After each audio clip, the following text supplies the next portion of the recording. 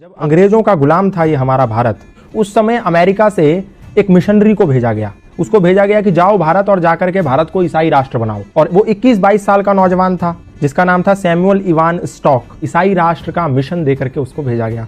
वो भारत आया, भारत में शिमला गया, वहां पर उसने एक तरफ से लोगों को ईसाई बनाना प्रारंभ कर दिया। जब धीरे धीरे काम चलने लगा तो अचानक से हिमाचल में प्लेग की बीमारी फैल गई। जैसे आज कोरोना की बीमारी फैल गई, ठीक उसी प्रकार प्लेग की बीमारी भी छुआछूत की बीमारी थी। लोग अपने परिजनों को छोड़ छोड़ करके भागने लगे। जैसे घर में किसी को प्लेग हो गया तो घर में छोड़ करके चले गए।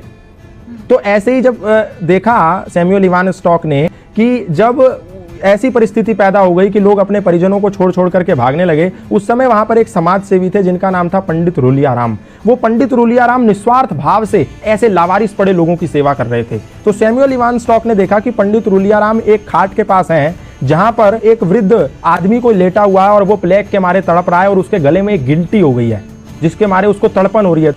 तो पंडित रूलियाराम ने क्या करा, एक कपड़ा लिया, उसकी गर्दन पे रखा और मुंह से उस गिल्टी को निकाल करके उसकी पीड़ा को खत्म कर दिया। उसका मवाद मुंह से निकाला। और जब इस दृश्य को सैमुअल इवान स्टॉक नाम के मिशनरी ने देखा, उसने कहा ये तो सेवा की अत्यंत पराकाष्ठा है, सेवा की उत्कृष्टता है। मैं जो सेवा के नाम पर लोगों को ईसाई बना रहा हूं, ये तो फरेब है, ये तो धोखा है, ये तो फ्रॉडगिरी है, ये तो षड्यंत्र है।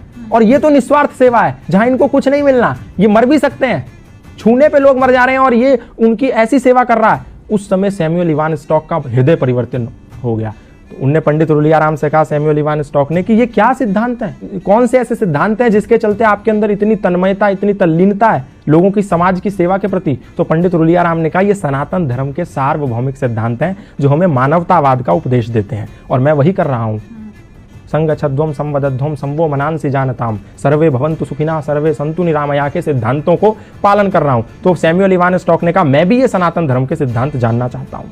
तो सैमुअल इवान स्टॉक को पंडित रूलियाराम ने सत्यार्थ प्रकाश दिया, द लाइट ऑफ ट्रुथ नाम की एक पुस्तक दी। बोला तुम ये पढ़ो और तुम्हें सनातन धर्म का पूरा सारांश पता चल जाएगा कि सनातन है क्या। सैमुअल इवान स्टॉक ने उस पुस्तक का अध्ययन किया। अध्ययन करने के बाद ऐसा हृदय परिवर्तन हो गया कि आया तो था वो भारत को ईसाई राष्ट्र बनाने, वो भारत को आजाद कराने की लड़ाई में कूद पड़ा। और जब वो लड़ाई में कूद पड़ा तो अंग्रेजों ने उसको जेल में बंद कर दिया। जेल में बंद कर दिया तो उसकी मुलाकात लाला लाजपत राय से हुई। जेल से निकल के आने के बाद उसने पंडित रूलियाराम से मिला और बोला कि मैं अब सनातन धर्मी बनना चाहता हूं और मैं अपना नाम भी, क्योंकि आपने जो मुझे सत्यार्थ प्रकाश दी थी, द लाइट ऑफ ट्रुथ, उसको पढ़ने के बाद मेरा हृदय सनातन की और श्रद्धा से भर गया है। तो मैं नाम भी अपना उसी सत्यार्थ प्रकाश से अभिप्रेरित होकर रखना चाहता हूं। अपना नाम सत्यानंद रखना चाहता हूं। और वो व्यक्ति सत्यानंद आर्य सन्यासी बन गया और भारत में रहकर के मृत्यु पर्यंत सनातन धर्म का प्रचार करता रहा। आप सोच के देखिए कि एक व्यक्ति जिसको भारत को ईसाई मुल्क बनाने के लिए भेजा गया था, लोगों के साथ छल कपट करके, वो व्यक्ति सनातन धर्म का प्रचारक बन गया। उसने अपनी पत्नी को भी सनातन का प्रचारक बना दिया। अपने घर के एक कोने में यज्ञशाला खोल दी। आज भी हिमाचल प्रदेश में जाएंगे तो वो यज्ञशाला विद्यमान है। वहां उपनिषदों के मंत्र उकेरे हुए हैं उस यज्ञशाला में। उसके घर में आज भी वो भगवत गीता के श्लोक लिखे हुए हैं। तो ये प्रमाण है कि सनातन को कभी, ना उस समय, ना आज, ना आने वाले समय में कभी भी लोगों पर थोपा नहीं गया। ना तो तलवार के जोर पे, ना भय और लालच और षड्यंत्र के जोर पे। सनातन से लोग आए और प्रभावित हो गए। फादर कैमिल बुल के ईसाई मिशनरी थे, आए, रामायण से प्रभावित हो गए, सनातन धर्म का प्रचार करने लगे। बाहर से लूसी गेस्ट आई, सनातन धर्म से प्रभावित हो गई, भारत में गुरुकुल खोल दिया।